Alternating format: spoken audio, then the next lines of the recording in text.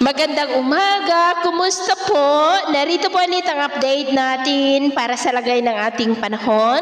Ngayong umaga po ng January 4, 2025. Sa ngayon po ay nananatili na walang anumang sama ng panahon sa loob at labas ng ating area of responsibility, pero may mga weather system na dahilan ng mga pag-ulan sa ilang bahagi po ng ating bansa. Hanging amihan ang nakakaapekto dito sa Northern Luzon at extreme Northern Luzon, shear line sa silangan ng Central Luzon, easterlies o mainit na hangin dyan sa may Visayas at Mindanao.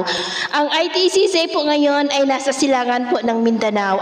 At sa atin pong long range forecast ay wala naman pong bagyo na namamataan na tatawid sa ating kalupaan for the next 2 weeks, pero hindi pa rin inaalis ang posibilidad na may mabuong sama ng panahon sa silangan ng ating bansa sa susunod na mga araw, at ang development ng mga yan ang ating babantayan. At sa lagay ng ating panahon, ngayong madaling araw ay may mga isolated rains dyan po sa may extreme Northern Luzon, malaking bahagi ng Northern Luzon, Central Luzon, Metro Manila, Polillo Island, Marinduque, Northern Palawan, Dumaguete, Siquijor, Holosulu at Zamboanga del Sur.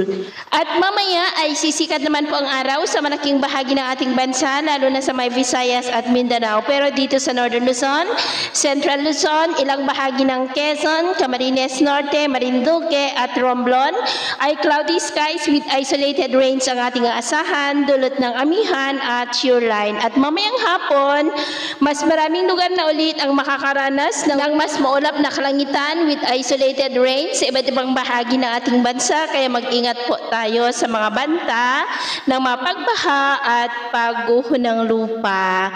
At sa atin naman pong mga baybayin, iwasan na muna natin ang papalaot sa mga baybayin po ng kanluran ng Central Luzon, buong seaboard ng Northern Luzon at extreme Northern Luzon seaboard, dahil ang mga alon dyan ay posibleng aabot hanggang sa 2.5 to 4.5 meters height.